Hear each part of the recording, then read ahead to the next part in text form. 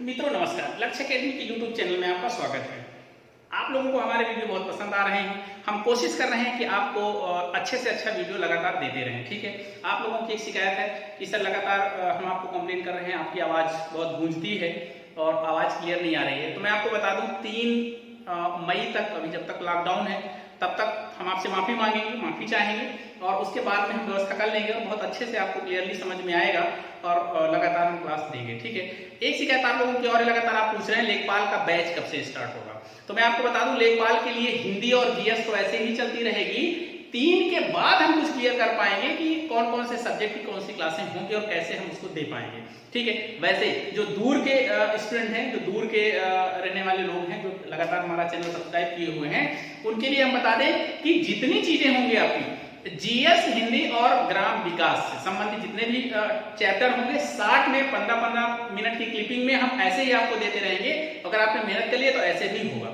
और जो लोग ऑफलाइन करेंगे अपना आएंगे, अपना ऑफलाइन पढ़ेंगे और उनके लिए छूट है। आज हम लोग आपको डिस्कस करेंगे कि कौन कौन से देश हैं जो विभिन्न प्रकार की जो अक्षांश रेखाएं हैं उन पे स्थित है। कई बार क्वेश्चन यहाँ से खूब बनता है और आप लोग का क्वेश्चन गलत हो जाता है। देखिए, मेरा उद्देश्य सिर्फ ये है कि मैं कोई भी टॉपिक आपको पढ़ाऊं और आपको वो चीजें एकदम क्लियरली याद हो जाएं और वो एग्जाम तक आपके दिमाग में बसी रहे, पूरा मैप, पूरा फिगर। ठीक है, मेरा उद्देश्य कभी ज्ञान देने की स्थिति में नहीं है कि मैं आपको इतना दे दूं, इतना दे दूं, तो वो स्थिति मेरी नहीं है और ना मैं आपको दे पाऊंगा, ना उससे आपको कोई फायदा होगा। मैं वो चीजें आपको कराऊंगा, क्लियरली कराऊंगा कि आप यही मैप में पढ़ें और मैप से ही क्लियर हो जाए, समझ लें और एग्जाम दे जाए, पास हो जाए। ठीक है, तो चलिए आज हम लोग डिस्कस करेंगे अक्षांश रेखाओं पर स्थित देशों की। देखिए, ये ग्लोब है और इस ग्लोब पे जो काल्पनिक रेखाएं खींची गई हैं, क्षितिज काल्पनिक रेखाएं, लैटिट्यूड कहते हैं, वो रेखाएं 90 डिग्री से लेकर के 0 से लेकर के 90 दक्षिणी गोलार्ध और उत्तरी गोलार्ध में पूरी बनाई गई हैं। और ये मौसम परिवर्तन के लिए, क्लाइमेट चेंज के लिए, क्लाइमेट की जानकारी के लिए इनको हम काल्पनिक रेखाओं के रूप में स्थापित किया है। बाकी ये ग्लोब है, ये एक पृथ्वी का एक नमूना है। ठीक है, इसमें रेखाएं बनाई गई हैं लेकिन रेखाएं कहीं दिखती नहीं है। ठीक है, कहां पर कौन सा मौसम होगा, ठंडी होगी, गर्मी होगी, बरसात होगी, किस महीने में कैसे होगी, इसकी जानकारी हमें यहीं से मिलती है। इन्हीं रेखाओं के माध्यम से हम अंदाजा लगाते हैं कि कहां, किस देश में कौन सा मौसम होगा। ठीक है, तो बीचों बीच से एक रेखा निकाली गई है जो पृथ्वी को 2 बराबर भागों में बांटती है। तो ऊपर वाले भाग को उत्तरी गोलार्ध कहते हैं, नीचे वाले भाग को दक्षिणी गोलार्ध कहते हैं। और जो रेखा बनाई गई इसे इक्वेटर कहते हैं, इसे विषुवत रेखा कहते हैं और इसे एक नाम और दिया जाता है भूमध्य रेखा। ठीक है, और सूर्य, जब देखिए अब यह पृथ्वी है और ये पश्चिम से पूरब की तरफ चक्कर लगाती है, सूर्य है। और जब ये चक्कर लगाती है तो क्योंकि 23.5 डिग्री झुकी हुई है तो कभी थोड़ा सा ऊपर हो जाती है तो सूर्य कर्क रेखा पे आ जाता है, ट्रॉपिक ऑफ कैप्रिकॉर्न पे आ जाता है। और जब पृथ्वी 90 अंश पे होती है तो फिर सूर्य थोड़ा सा ऊपर हो जाता है तो 23.5 डिग्री ऊपर अर्थात ट्रॉपिक ऑफ कैप्रिकॉर्न पे, कर्क रेखा पे चमकता है। तो सूर्य की जो है चाल है वो ग्लोब पे, ठीक है, ये 0 डिग्री विषुवत है और ये 23.5 डिग्री कर्क है और ये 23.5 डिग्री मकर है। ठीक है, इसको आप इक्वेटर बोलते हैं, इसको आप ट्रॉपिक ऑफ कैंसर बोलते हैं, इसको ट्रॉपिक ऑफ कैप्रिकॉर्न बोलते हैं। ठीक है, तो सूर्य यहां पर 21 जून को चमकता है। 21 जून को सीधी रेखाएं होती हैं 21 जून को, और 21 जून को कर्क रेखा पर सबसे बड़ा दिन होता है।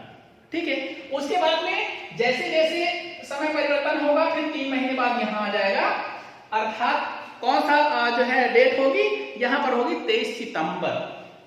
ठीक है, यहां पर होगी 23 सितंबर, यहां पर विषुवत रेखा आ जाएगी, विषुवत रेखा पर सीधी किरणें होगी सूर्य की। ठीक है, तो अब यहां पर जब आ जाएगी तो दिन और रात बराबर होंगे।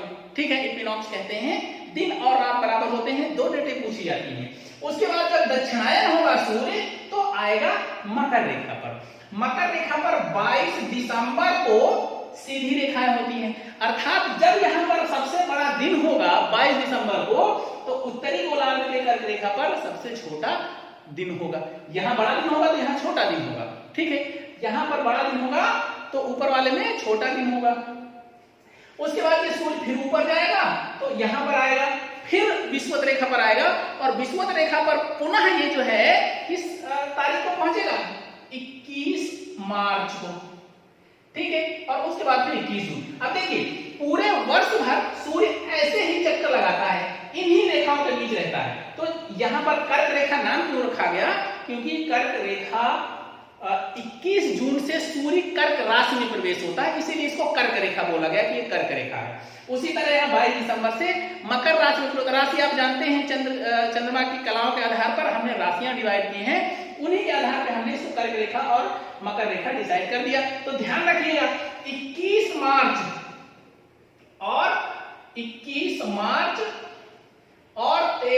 सितंबर, ठीक है, 21 मार्च और 23 सितंबर को इक्विनॉक्स होता है, जहां पर पृथ्वी में दिन रात बराबर होती। कई बार क्वेश्चन बना और उसके बाद पूछते हैं सूर्य की सीधी किरणें कर्क रेखा पर कब होती हैं, तो 21 जून को, मकर रेखा पर होती हैं 22 जून को। अब ये ग्लोब पे ढेर सारे आपके देश स्थित हैं और इन देशों को हम लोग देखेंगे कि कौन सी रेखा पर कौन सा देश। आज हम बेसिकली यही 3 रेखाओं की चर्चा करेंगे, कौन सी, कर्क रेखा, विषुवत रेखा और मकर रेखा की, ठीक है, और इसी के में स्थित देशों की चर्चा करेंगे कि कौन कौन से देश किस में है। और मैं ट्रिक भी बताऊंगा इसको याद करने की, पहले फिजिकली आप देख लीजिए, समझ लीजिए और नोट भी कर लीजिए, और फिर मैं आपको एक ट्रिक के माध्यम से पूरा याद करा दूंगा। चलिए जरा एक बार हम लोग मैप बना लेते हैं, उसके बाद हम लोग जो है इसको अच्छे से याद कर लेते हैं।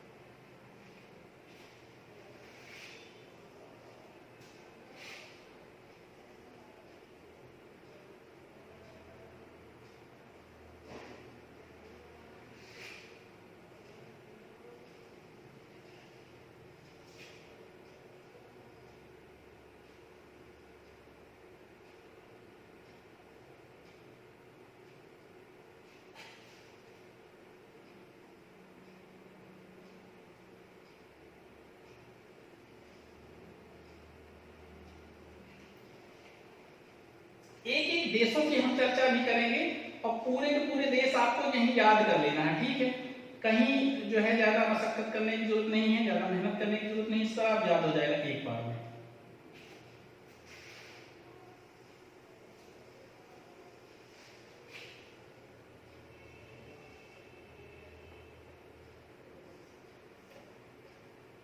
चलिए देखिए, ये आपकी है कर्क रेखा, ये है आपकी विषुवत रेखा, विषुवत रेखा, और ये है मकर रेखा, ठीक है, इक्वेटर, कैंसर, कैप्रिकॉर्न, ठीक।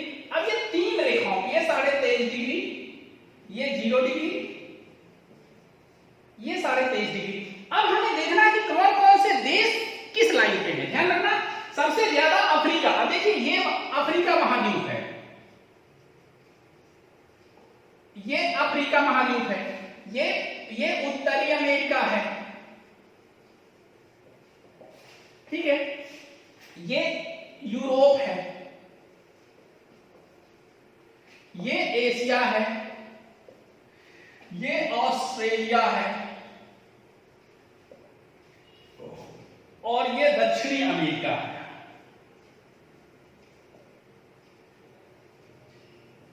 ठीक है, चलिए हम लोग देखते हैं कर्क रेखा पर सबसे पहले कि कौन कौन से देश स्थित। देखिए ये है कर्क रेखा। सबसे पहले महाद्वीप पूछे जाते हैं। एक एशिया महाद्वीप यहीं पर है, यहीं पर अफ्रीका महाद्वीप है और यहीं पर उत्तरी अमेरिका है। ठीक है, कौन कौन सा? उत्तरी अमेरिका, अफ्रीका और एशिया। अब एशिया में कौन कौन से देश है, जरा ये ध्यान रखिएगा। कई बार क्वेश्चन पूछा गया है और इसको बड़े ध्यान से रखिए। देखिए एक है यहां पर ताइवान, इसको हम कहेंगे ताइवान। ताइवान ये है, फिर उसके बाद ये है चीन, फिर ये है म्यांमार, ठीक है, फिर ये है बांग्लादेश। ये वाला भाग है बांग्लादेश का, बांग्लादेश। ये है भारत। ठीक है, भारत के बाद सीधे हिंद अरब सागर में आपकी रेखा जाती है और सीधे निकलती, ये वाला देश है ओमान। ठीक है, उसके बाद ये है यूएई, जिसे आप कहते हैं संयुक्त अरब अमीरात। ठीक है, और उसके बाद ये है सऊदी अरब। एशिया के देश खत्म। एशिया में कौन कौन से हैं? ताइवान, चीन, Myanmar, Bangladesh, Bharat, Oman, UAE और सऊदी अरब। ठीक है, उसके बाद हम लोग चलेंगे अफ्रीका में। अफ्रीका के कौन कौन से देश हैं? देखिए अफ्रीका के देशों के लिए हम आपको एक ट्रिक बताते हैं, तो जरा ट्रिक को याद कर लीजिए और ट्रिक के माध्यम से पूरे के पूरे देश याद हो जाएंगे। सबसे पहले हम देश बना देते हैं। एक देश, दो देश, तीन देश, चार, पांच और छह। ठीक है, तो एक ये हो गया मिस्र, इजिप्ट आप कहते हैं। ये हो गया लीबिया, ये हो गया अल्जीरिया, अल्जीरिया। ठीक है, तो मिस्र हो गया, लीबिया हो गया, अल्जीरिया हो गया और ये है माली। ठीक है, माली हो गया और एक देश ये पड़ता है, ये। ठीक है, इसको मिटा दें जरा। ये है मॉरिटानिया, मॉरिटानिया। ठीक है, और ये है पश्चिमी सहारा। ठीक है, इतने देश अफ्रीका के हैं। अब सोचो कैसे याद होंगे ये। ठीक है, सबसे बड़ी समस्या यही आती है। देखिए एक महाद्वीप ऐसा है अफ्रीका, जहां से तीनों रेखाएं गुजरती हैं, कर्क रेखा भी, मकर रेखा भी, विषुवत रेखा। ध्यान रखना, एकमात्र महाद्वीप ऐसा है अफ्रीका महाद्वीप, जहां से तीनों रेखाएं गुजरती हैं। और एकमात्र देश ऐसा है जहां से दो रेखाएं गुजरती हैं। ठीक है, देश कौन सा है? ब्राजील। ये है ब्राजील, यहां से विषुवत रेखा भी गुजरती है और यहां से कर्क रेखा भी, मकर रेखा भी गुजरती है। ठीक है, तो ये देश के बारे में है और ये महाद्वीप के बारे में। ये ऐसा महाद्वीप जहां से तीनों रेखाएं गुजरती हैं। यहां पर एक पड़ता है राज्य क्यूबा, आप जानते हैं क्यूबा, चीनी का कटोरा यही है। ये उत्तरी अमेरिका के पास में है। और यहां पर एक छोटा सा टापू है बहामास, बहामास। ठीक है, और ये पड़ता है मैक्सिको, इसे आप कहते हैं मैक्सिको। उत्तरी अमेरिका में मैक्सिको, क्यूबा, बहामास। ठीक है, क्या है? Mexico, Cuba, Bahamas. और अफ्रीका में क्या है? मिस्र, लीबिया, अल्जीरिया, माली, मोरिटानिया और पश्चिमी सहारा। इसकी एक ट्रिक बहुत अच्छी है। ठीक है, मिलिया मामो के सहारे। ठीक है, क्या? मिलिया मामो के सहारे। के साइलेंट हो गया, ये पूरे देश हो गए। मी से हो गया, मिस्र हो गया, लीबिया हो गया, अल्जीरिया हो गया, माली हो गया, मोरिटानिया हो गया और पश्चिमी सहारा हो गया। तो कर्क रेखा में याद हो गया। चलिए हम लोग विषुवत रेखा पे चलते हैं। विषुवत रेखा में सबसे पहले हम उत्तरी अमेरिका की बात करते हैं। तो यहां पर तीन देश स्थित हैं। ठीक है, तीन देश हैं। देखिए एक है ब्राजील, ठीक, एक है इक्वाडोर और एक है ये वाला देश पड़ता है कोलंबिया। ठीक है, तो क्या है इक्वाडोर, कोलंबिया और ब्राजील। इक्वा, ई से इक्वाडोर, इक्वा कर लीजिए, इसका इक्वाडोर का इक्वा कर लीजिए, इक्वा, ई हो गया इक्वाडोर का, हो गया कोलंबिया का, हो गया ब्राजील। ठीक है, विषुवत रेखा में स्थित दक्षिणी अमेरिकी देशों का क्रम खत्म। इक्वा, इक्वा डोर अपने आप है इक्वाडोर, बस एक देश याद कर लीजिए, आ जाएगा। उसके बाद हम लोग चलेंगे अफ्रीका में। विषुवत रेखा पर अमेरिका के कौन कौन से, अफ्रीका के कौन कौन से देश हैं ये जरा देखिए। देखिए सबसे पहले है सोमालिया, ध्यान रखिए सबसे चुरकट देश है, समुद्री लुटेरे यहीं पर पूरे समुद्र में फैले रहते हैं और ढेर सारे जहाजों को लूट लेते हैं। ठीक है, उसके बाद में है केनिया, सोमालिया के जस्ट बगल में है केनिया। फिर है युगांडा, युगांडा, ठीक है युगांडा, और यहीं पर एक झील स्थित है युगांडा में ही, जिसे आप कहते हैं विक्टोरिया झील। एकमात्र विक्टोरिया झील अफ्रीका की सबसे बड़ी झील जो कि इसी रेखा पर स्थित है। ठीक है, उसके बाद में ये है जायरे, ठीक है कांगो जायरे कहते हैं, जायरे पुराना नाम था और आज हो गया कांगो गणराज्य, और ये है कांगो। ठीक है, ये कांगो जायरे है, कांगो गणराज्य है और ये कांगो है, और ये है गैबोन, गैबोन। चलिए ये भी हो गया क्या सोमालिया।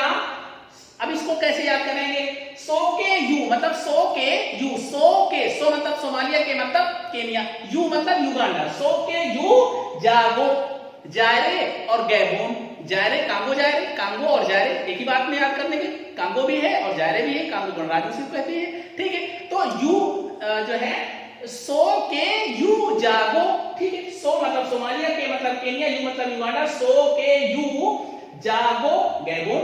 ठीक, उसके बाद हम लोग आएंगे एशिया के कौन से देश है विषुवत रेखा पर। देखिए एक सबसे महत्वपूर्ण देश है, आपके भारत के सबसे नीचे है, पड़ोसी देश पड़ते हैं, इसे हम लोग एक नाम देते हैं क्या, मालदीव। क्या कहते हैं, मालदीव। ठीक, विषुवत रेखा पर मालदीव है, फिर इंडोनेशिया है। ठीक है, मालदीव हो गया, इंडोनेशिया हो गया, एक यहीं पर एक देश और है छोटा सा, इसको हम कहते हैं किरिबाती। ठीक है, ये है किरिबाती, किरिबाती।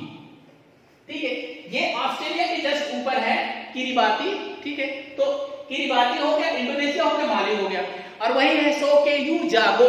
ठीक है, और इक्वाडोर। विषुवत रेखा के भी मुझे लगता है देश खत्म, याद हो गए होंगे। चलिए उसके बाद हम लोग आते हैं कर्क रेखा पर स्थित देश। ठीक है, तो ब्राजील तो पुनः है।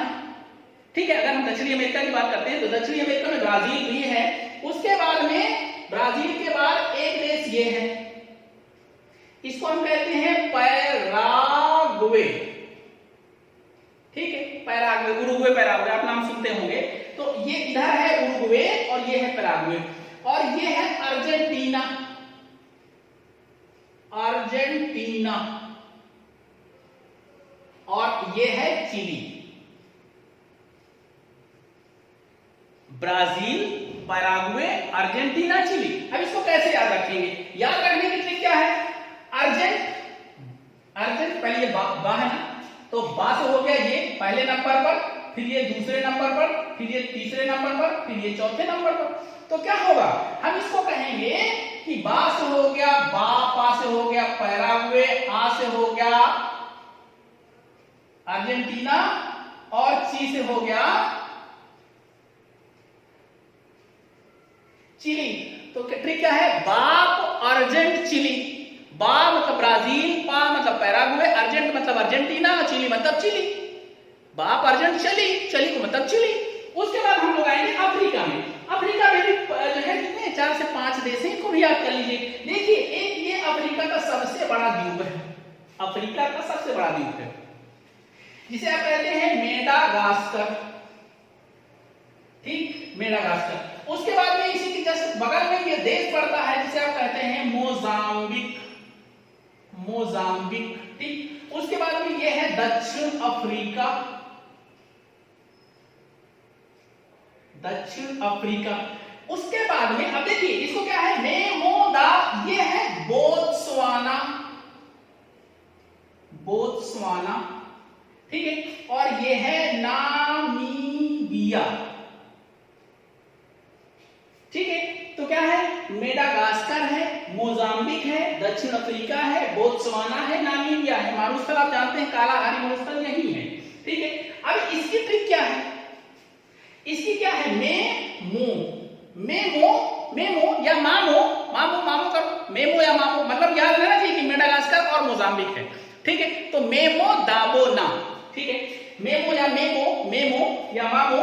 अब इसको करेंगे मेमो दाबोना, मेमो दाबोना, बाप अर्जेंटीनी और ऑस्ट्रेलिया, 10 देश पूरे के पूरे कर्क रेखा पे स्थित है, ठीक है। और ये है ऑस्ट्रेलिया, ऑस्ट्रेलिया देश जानते ही हैं। तो ऑस्ट्रेलिया हो गया, यहां पर मामू दाबोना हो गया, मामू दाबोना। यहां पर दक्षिणी अमेरिका में हो गया क्या, बाप अर्जेंटीनी। विषुवत रेखा में यही स्थिति है, आप देख लीजिए, इक्वाडोर हो गया, और यहां पर क्या हो गया, यहां पर सोकेयू जागे, और यहां पर हो गया, यहां पर मालदीव हो गया, इक्वाडोर हो गया, किरी हो गया, माइके, ठीक है, सोकेयू जागे, माइके। इस तरह से करके आप इसको पूरा का पूरा याद कर सकते हैं। और ध्यान रखना, यहां से एक क्वेश्चन जरूर मिलता है, ठीक है। कंफ्यूजन में खूब गलत होता है, हम ये चाहेंगे कि कंफ्यूजन आपका पूरा पूरा तरह से दूर हो जाए, और इसको आप ऐसे ही याद कर लें, ऐसे ही ट्रिक बना लें, और आने वाले एग्जाम्स में, कोई भी एग्जाम्स को ध्यान रखिएगा, कोई पर्टिकुलर एक वो नहीं होता है कि हम एक किसी उसके लिए पढ़ा रहे हैं। इसमें आपका पीछे भी शामिल है, इसी में आपका आरओ, इसी में पीओ, इसी में लेखपाल, इसी में वनडे एग्जाम्स, यही फैक्चुअल क्वेश्चन वहां पर आपको मिलेंगे और बहुत अच्छे आप कर पाएंगे, ठीक है। चलिए अगले कड़ी के लिए इंतजार करिए, अगले उसमें फिर मिलेंगे। नमस्कार।